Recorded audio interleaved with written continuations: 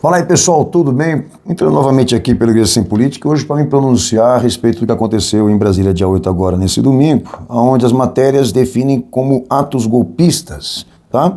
E o que se relata ali é que entre os grupos de influenciadores, o que eles chamam de bolsonaristas, existiam pastores.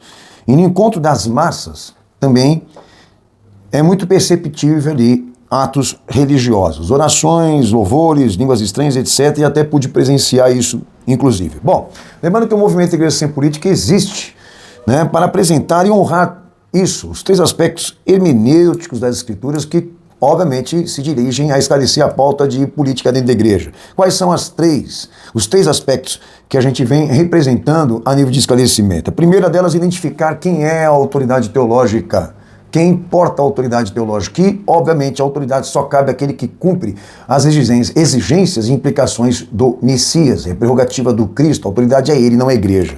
O segundo ponto, a unidade instrumental e padrão ministerial do que é ser cristão, do que é ser igreja. A chave da pré-ordenação e ordenação do que é isso se encontra na atividade do Cristo, na sua carne, na sua vida. É ali que está os atributos da fé que nós temos que obedecer, a palavra certa da fé, ok? Então é importante lembrá-los de que os atributos da vida dele, da sua carne, prescrevem isso, a doutrina que temos que obedecer. E por último, o sistema neotestamentário, que foi feito de homens que Jesus escolheu pessoalmente e os preparou, que gerou o padrão histórico ininterrupto da igreja que temos que ser. Que quer dizer que aquela igreja lá atrás, a primeira, representava isso, ser o progresso, a preservação e a continuidade de Cristo na terra. Que diríamos que nesses três aspectos hermenêuticos você não vai encontrar pastor político e também ministério político. Voltando para a questão do sistema neotestamentário, inclusive a autoridade dos apóstolos da primeira igreja era a palavra e a disciplina. A autoridade lá nunca foi isso. Influência com o mundo corporativo, com o mundo estatal, com grupos ligados ao Estado, com cargos, hierarquias, ou seja, como for, ou até mesmo hereditariedades. Tá? A autoridade lá era provar isso. Jesus disse isso e fez isso, e aplicar isso naqueles que fazem parte do corpo institucional da igreja que serve a Cristo. Tá? Então tudo o que está acontecendo agora reflete isso. Essa observação aqui. A partir do momento em que você quebra essas unidades, que você quebra esses atributos, tá? De pré-ordenação, ou seja, que Jesus pediu à igreja obediência, se você quebrar, você compromete o fator final, que é a dispensação da graça. Que quer dizer que se este plano, se esse propósito não estiver organizado e planejado por Cristo, se isso não estiver muito bem trabalhado e fundamentado e alinhado pelas Escrituras, o fator final vai ser esse. Deus não vai honrar. É o fracasso. Acreditamos que o cenário evangélico, mais ou menos agora, prega isso, testemunha isso, e grande parte da sociedade não consegue ter interpretação para isso. Acreditamos que aquilo que aconteceu domingo e vem acontecendo com o movimento evangélico, pela esquerda, mais ainda pela direita, que se aparelhou ainda mais nessa eleição, que a sociedade assiste tudo isso com escândalo e não consegue ter a compreensão e a assimilação aonde Deus se encaixa em todas essas contradições. Que diremos assim, né? Se vocês verem os vídeos que eu venho gravando lá atrás, alertando todos vocês do que iria acontecer nessas eleições. Bom, primeira coisa óbvia, quem iria presidir o país? Quem vai presidir o país é quem vai cumprir a agenda globalista, senhores.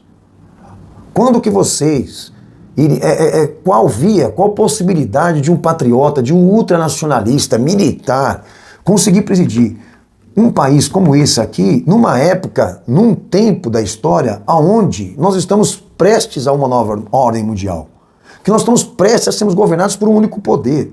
Eu dei essa pauta lá pelo Verdade em 10 Minutos, falando de códigos de política, dos propósitos da ideologia, por quem criou política, e você vai chegar nessa conclusão. Política é uma ideia, a ideologia é uma ideia, o que funciona é a força, o que funciona é a elite, o que funciona são aqueles que governam o mundo. Tanto que a ONU já se pronunciou. Quem vai presidir o país, como também as demais nações, são aqueles que irão se prontificar e se dispor a cumprir a agenda de 2030, a agenda global. Que o que vem é a nova ordem mundial para nós, mas não, a igreja ridícula quis acreditar, não, que vai ser o patriota, que vai ser o ultranacionalista, que nós vamos guardar a Amazônia. Vocês precisam entender um pouquinho mais sobre política, e política que funciona. Agora, detalhe, dessa liderança escrota evangélica aí. Vejam bem vocês, que eu vi vídeos aí de alguns já querendo traduzir o que aconteceu domingo, alguns sendo contra os atos golpistas, outros até querendo dizer que aquilo ali já reflete uma revolta do povo, e todos eles que estão em torno da eleição de ambos presidentes, tá? Mas principalmente do Bolsonaro, todos eles são programadores. Eles programaram, eles convulsionaram, tá? Eles alavancaram a sociedade evangélica a acreditar nisso, que Deus iria governar por um partido e por um lado político. E o que aconteceu domingo, o que ainda vai acontecer nesse país, eles são culpados sim. Porque eles lideraram essa ideia, eles programaram essa concepção, eles enraizaram no pensamento e no coração das pessoas que Deus ia agir. E Deus não agiu. O que agiu foi o quê? O que agiu foi a baderna, a desordem, o caos. O que está acontecendo agora aí é reflexo disso, do fracasso. E qual vai ser o resultado disso para a igreja? Total descrédito, porque a sociedade cada dia mais ela perde a esperança ou a vontade de entrar dentro de uma igreja para escutar alguma coisa da boca desses caras, que no fundo, todos eles existem para isso, para fazer a sociedade não ter mais vontade de entrar dentro de uma igreja. Agora, tem um aí que pegou e disse, eu estou saindo de férias, é normal nessa fase do ano, eu saí e tudo mais, entendeu?